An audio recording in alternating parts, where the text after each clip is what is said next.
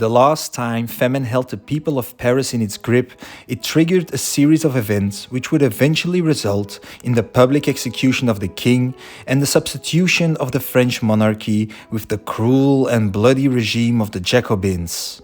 In 1794, the leaders of France were once again unable to fill the bellies of the restless Parisians.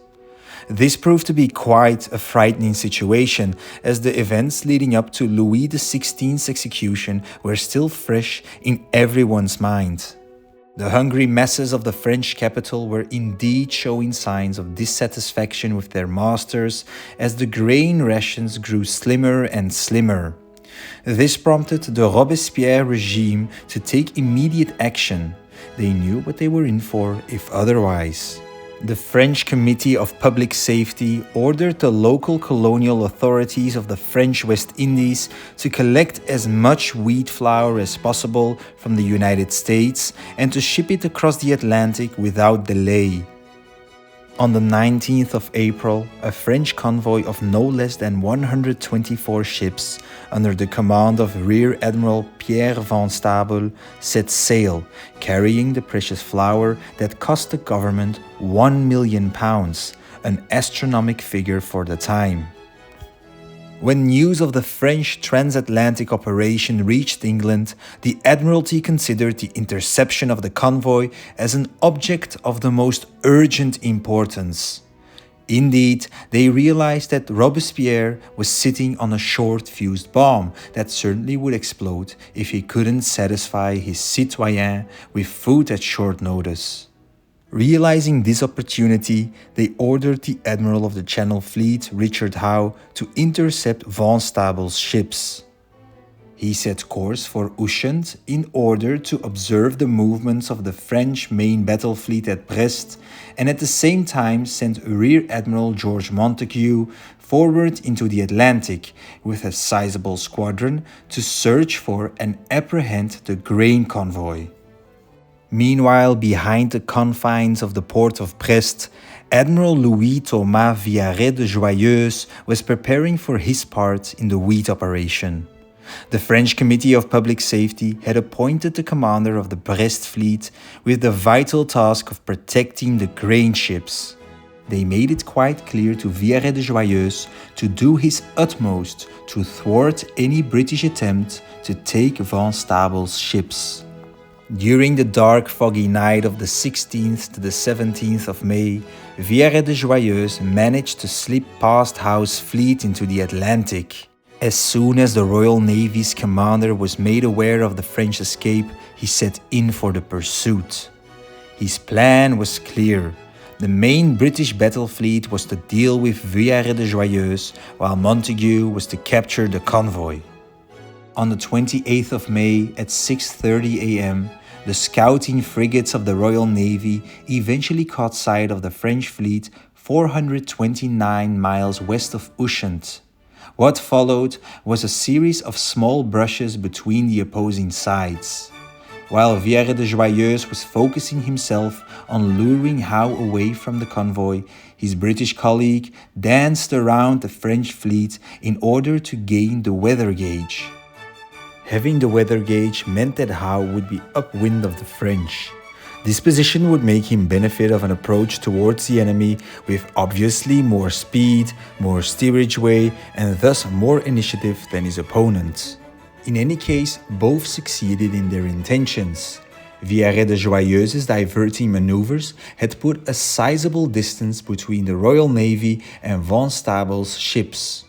Lord Howe, on the other hand, had positioned himself windward of the French on the 29th of May, thus gaining the initiative. 2 days of dense fog hindered the Royal Navy from taking any further action, while the two fleets sailed parallel on a northwesterly course. At 7:26 a.m. on the morning of the 1st of June, as the sun at last broke through and routed the hazy weather, Howe ordered his ships to clear the decks for action. His plan was for each of his vessels to bear down on Villaret de Joyeuse's fleet individually and to force a passage through the French line wherever possible, wreaking havoc with devastating broadsides into the enemy's sterns and bows during their passage to the other side of the Republic's fleet. He envisioned his men-of-war to subsequently reform to leeward of Vierre de Joyeuse's ships in order to cut off their escape routes. For the greater part, Howe had based his tactics on those of Admiral Sir George Rodney at the Battle of the Saints in 1782. In theory, this was such a brilliant maneuver that Lord Adam Duncan would later reuse this stratagem at the Battle of Camperdown in 1797. Many of Howe's captains, however, failed to apprehend the Admiral's intentions. Only 7 of the 25 British battleships managed to cut through the French line.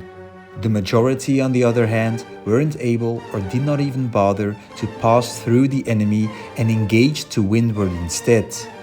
Consequently, after the victory, a wave of inquests swept through the fleet, with several officers such as Captain Molloy of HMS Caesar being dismissed from command due to neglect of the Admiral's orders.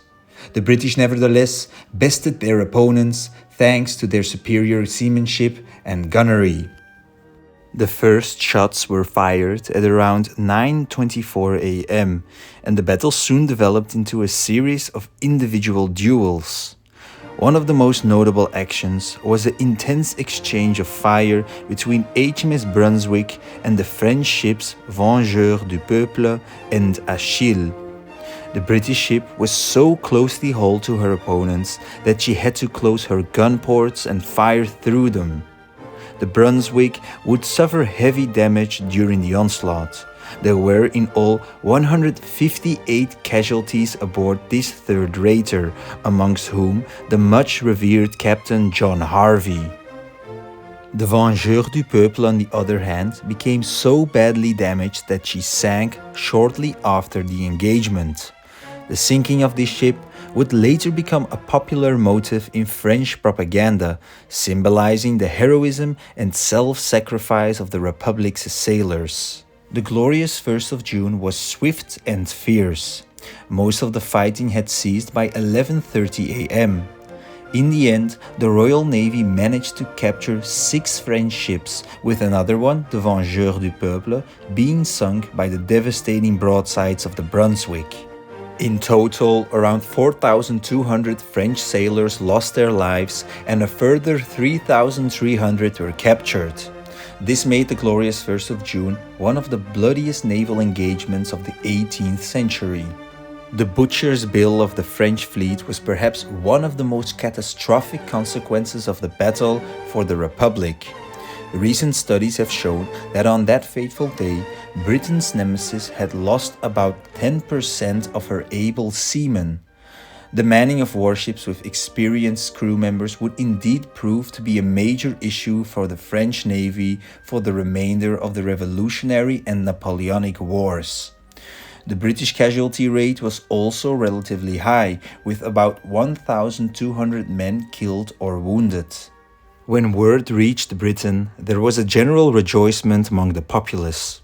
It was claimed as a glorious victory, regardless of the escape of the convoy which Montagu's squadron had failed to apprehend.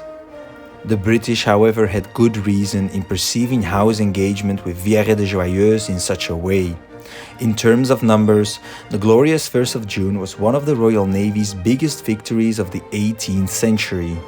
Howe instantly became a national hero, being honored by King George III himself, who later visited the Admiral on his flagship HMS Queen Charlotte in order to present him a bejeweled sword. Meanwhile in Paris, the Robespierre regime was doing its utmost to emphasize the strategical success of the campaign, pointing out that the wheat flour had safely arrived in France. It proved to be quite difficult, however, to present such a crushing tactical defeat as a triumph. The loss of 7 ships of the line must have felt as an embarrassment, which in turn further undermined the already low credence of the current government. 1 month later, Maximilien de Robespierre would end up on his favorite instrument of power, the guillotine. Thus ended the reign of terror, while Britain proudly relished its moment of glory.